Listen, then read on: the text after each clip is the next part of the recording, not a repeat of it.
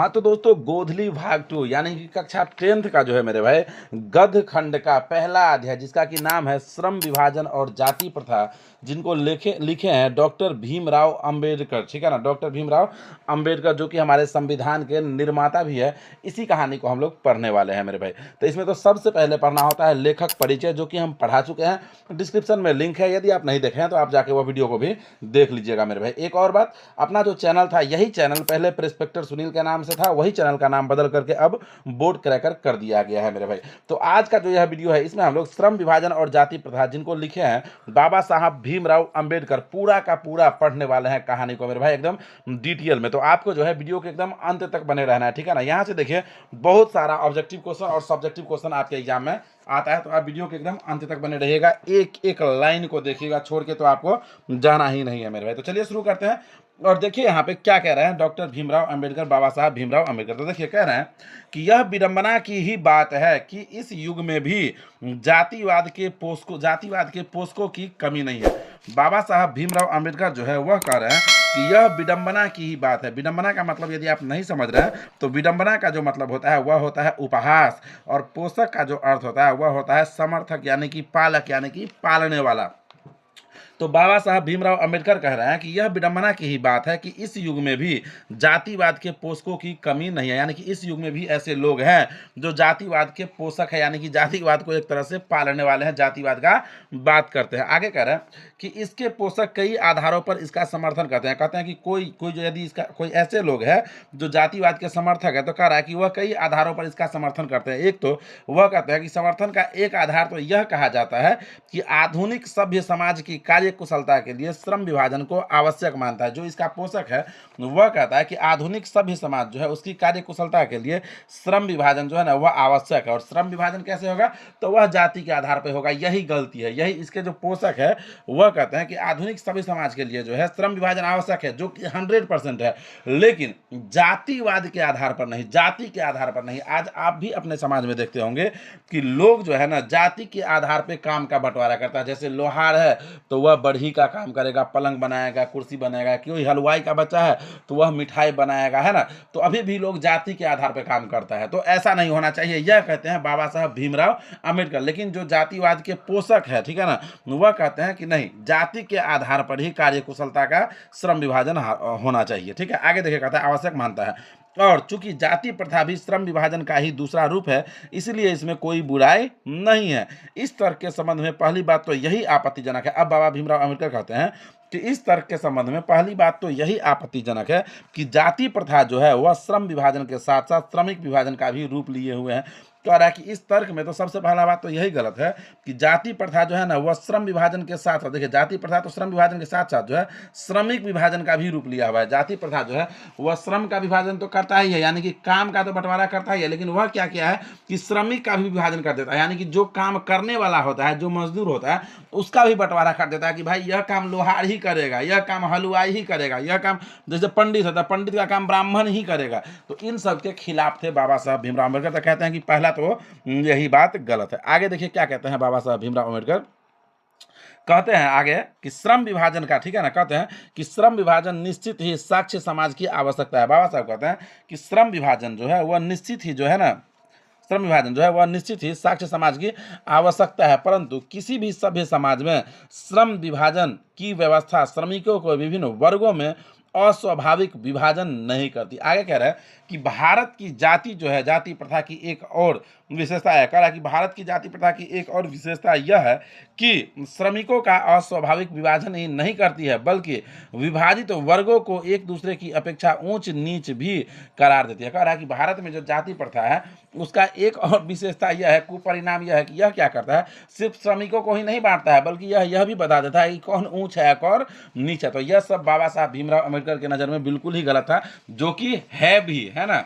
आगे देखिए क्या कह रहे हैं, आगे देखिए बाबा साहब भीमराव आगे कहते हैं करार देती है, जो कि विश्व के किसी भी समाज में नहीं पाया जाता है। कह रहा है कि जो कि विश्व के किसी भी समाज में नहीं पाया जाता है सिवाय भारत के। आगे देखिए कह रहा है कि जाति प्रथा जो है, कह रहा है कि जाति प्रथा को यदि श्रम विभाजन मान लिया जाए, बाबा साहब कहते हैं कि यदि जाति प्रथा को ही श्रम विभाजन मान लिया जाए तो यह स्वाभाविक विभाजन नहीं है, क्योंकि यह मनुष्य की रुचि पर आधारित नहीं है। कह रहा है कि यदि जाति प्रथा से हम काम का बंटवारा कर देंगे तो यह स्वाभाविक विभाजन नहीं है, ऐसा होना नहीं चाहिए, क्योंकि यह मनुष्य की रुचि पर आधारित नहीं है। अब देखिए, कोई हलवाई का बच्चा है तो जरूरी नहीं है कि उसका रुचि उसी में हो कि वह हलवाई का काम करे। हो सकता है उसका रुचि खेत जोतने में हो सकता है उसका रुचि क्रिकेट खेलने में हो। जरूरी नहीं ना है कि हलवाई का बच्चा है तो उसे मिठाई बनाने में ही अच्छा लगेगा। तो यही बात कहते हैं बाबा साहब कि यह जो है जाति प्रथा को यदि श्रम विभाजन मान लिया जाए तो यह स्वाभाविक विभाजन नहीं है, क्योंकि यह मनुष्य की रुचि पर आधारित नहीं है। आगे कह रहे हैं कि कुशल व्यक्ति या सक्षम श्रमिक समाज का निर्माण करने के लिए यह आवश्यक है कि हम व्यक्तियों की क्षमता इस सीमा तक विकसित करें जिससे वह अपने पेशा या कार्य का चुनाव स्वयं कर सके। इस सिद्धांत के विपरीत जाति प्रथा का दूषित सिद्धांत यह है कि इससे मनुष्य के प्रशिक्षण अथवा उसकी निजी क्षमता का विचार किए बिना दूसरे ही दृष्टिकोण जैसे माता पिता के सामाजिक स्तर के अनुसार पहले से ही अर्थात गर्भधारण के समय से ही मनुष्य का पेशा निर्धारित कर दिया जाता है। तो बाबा साहब भीमराव अंबेडकर कहते हैं कि देखिए, कार्य का बंटवारा जो है वह जाति के आधार पर नहीं होना चाहिए। बच्चों को जो कार्य करने का मन है वह करना चाहिए। यदि उसको वह नहीं आता है तो उसके लिए अच्छा सा प्रशिक्षण देना चाहिए, उसे सिखाना चाहिए, न कि गर्भ में ही उसके कार्यों का बंटवारा कर देना चाहिए कि यह हलवाई के घर में जन्म लेने वाला है तो हलवाई का ही काम करेगा, है ना। माफ कीजिएगा, बार बार हलवाई का प्रयोग कर रहे हैं क्योंकि दूसरा कोई उदाहरण में आ नहीं रहा। ठीक है, चलिए अगला आगे अब हम लोग पढ़ते हैं। आगे क्या कह रहे हैं, तो देखिए आगे कह रहा है कि जाति प्रथा जो है, जाति प्रथा पेशे का दोषपूर्ण पूर्व निर्धारण ही नहीं करती बल्कि मनुष्य को जीवन भर के लिए एक पेशे से बांध देती है। आगे बाबा साहब भीमराव अंबेडकर कहते हैं कि जाति प्रथा जो है वह पेशे का दोषपूर्ण जो है पूर्व निर्धारण ही नहीं करती है बल्कि मनुष्य को जो है ना जीवन भर के लिए एक पेशा से ही बांध देती है। भले ही पेशा अनुपयुक्त हो या अपर्याप्त होने के कारण वह भूखे मर जाए। कह रहा है कि मनुष्य को जाति प्रथा जो है वह मनुष्य को जीवन भर के लिए एक ही काम में बांध देती है, भले ही उस काम से उसका पेट भरे या न भरे, भले ही वह भूखे मर जाए। तो यह सब उनके नजर में बहुत ही ज्यादा गलत था। आगे कह रहे हैं कि आधुनिक युग में यह स्थिति प्रायः आती है क्योंकि उद्योग धंधों की प्रक्रिया व तकनीक में निरंतर विकास और कभी कभी अकस्मात परिवर्तन हो जाता है, जिसके कारण मनुष्य को अपना पेशा बदलने की आवश्यकता पड़ सकती है। और यदि प्रतिकूल परिस्थिति में भी मनुष्य को अपना पेशा बदलने की स्वतंत्रता न हो तो इसके लिए भूखे मरने के अलावा क्या चारा रह जाता है।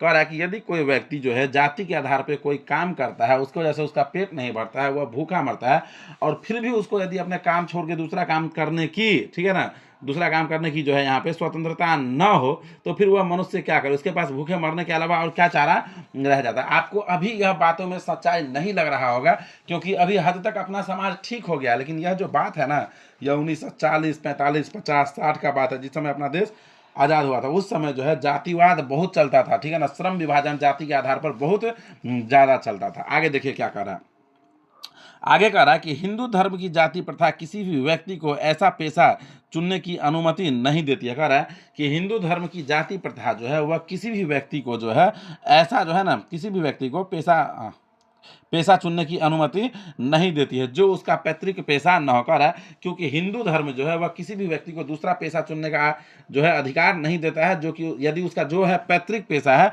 वही उसको करना है। आगे कहता है भले ही वह उसमें पारंगत हो। इस प्रकार पेशा परिवर्तन की अनुमति देकर जाति प्रथा भारत में बेरोजगारी का एक प्रमुख व प्रत्यक्ष कारण बनी हुई है। कह रहा है इस प्रकार से जो है जाति प्रथा जो है भारत में एक प्रमुख व प्रत्यक्ष कारण बना हुआ है।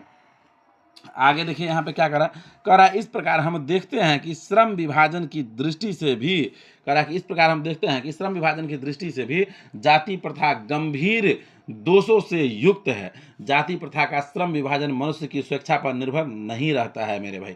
तो आप बताइए हमें कि आपको यह कहानी कैसा लग रहा है, पढ़ के अच्छा लग रहा है ना। अच्छा लग रहा है तो आप जो है वीडियो को लाइक करके चैनल को सब्सक्राइब कीजिए। अभी तो बचा हुआ है कहानी, आगे भी हम लोगों को पढ़ना है, अगले अध्याय को भी पढ़ना है। तो आप कमेंट करके बताइएगा कि आपको अगले अध्याय का वीडियो चाहिए या नहीं चाहिए। चाहिए तो एक बार कमेंट बॉक्स में जो है आपको यस सर लिखे तो कमेंट करना ही है। आगे देखिए कह निर्भर नहीं रहता। आगे है कि मनुष्य की व्यक्तिगत भावना तथा व्यक्तिगत रुचि का इसमें कोई स्थान अथवा महत्व नहीं रह जाता। कह रहा है कि जाति प्रथा के आधार पर जो कार्यों का बंटवारा होता है उसमें मनुष्य की व्यक्तिगत भावना क्या है, व्यक्तिगत रुचि किस कार्य को करने में है, इसका कोई महत्व नहीं रहता। कह रहा है कि इस आधार पर हमें यह स्वीकार करना पड़ेगा कि आज के उद्योगों में गरीबी और गरीबी और उत्पीड़न इतनी बड़ी समस्या नहीं है जितनी यह कि बहुत से लोग निर्धारित कार्यों को अरुचि के साथ केवल विवशतावश करते हैं। आगे देखिए कह रहा कि ऐसी स्थिति स्वभावतः मनुष्य को दुर्भावना से ग्रस्त रहकर टालू काम करने और काम करने के लिए प्रेरित करती है। ऐसी स्थिति में जहां काम करने वालों का न दिल लगता हो न दिमाग, कोई कुशलता कैसे प्राप्त की जा सकती है। कह रहा है कि जहां जिस कार्य में किसी व्यक्ति का दिल ही नहीं लगता हो, दिमाग ही नहीं लगता हो, तो वह कोई कुशलता कैसे प्राप्त कर सकता है। आगे कह रहा है कि अतः यह जो है निर्विवाद रूप से सिद्ध हो जाता है कि आर्थिक पहलू से भी जाति प्रथा हानिकारक प्रथा है, क्योंकि यह मनुष्य की स्वाभाविक प्रेरणा, रुचि व आत्मशक्ति को दबाकर उन्हें अस्वाभाविक नियमों में जकड़कर निष्क्रिय बना देती है। आगे कह रहा है देखिए यहाँ पे कि अब मैं समस्याओं के रचनात्मक पहलू को लेता हूँ।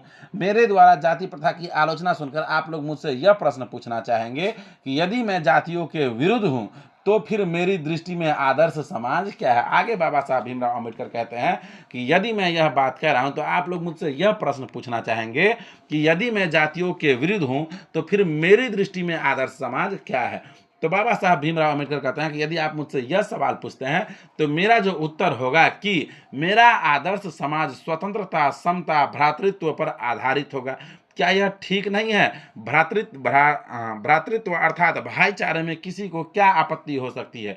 किसी भी आदर्श समाज में इतनी गतिशीलता होनी चाहिए जिससे कोई भी वांछित परिवर्तन समाज के एक छोर से दूसरे छोर तक संचारित हो सके। ऐसे समाज के बहुविध हितों में सबका भाग होना चाहिए तथा सबको उनकी रक्षा के प्रति सजग रहना चाहिए।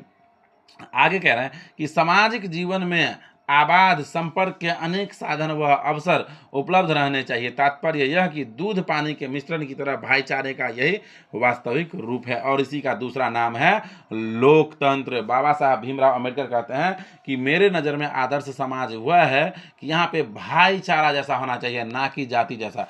कह रहा है कि जिसको जो मर्जी हो, जो काम करना हो, जिसमें उसका रुचि हो, वह वही काम करे। उसके कार्यों का बंटवारा उसके जाति के आधार पर नहीं होना चाहिए, यह कहेंगे बाबा साहब भीमराव अम्बेडकर। और इसी का दूसरा नाम लोकतंत्र है, क्योंकि लोकतंत्र केवल शासन ही की एक पद्धति ही नहीं है।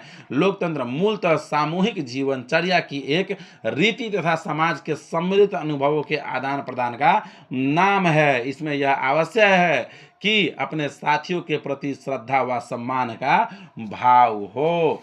तो देखिए हम लोग लेखक परिचय पढ़ चुके हैं, पूरा का पूरा कहानी पढ़ के खत्म कर चुके हैं।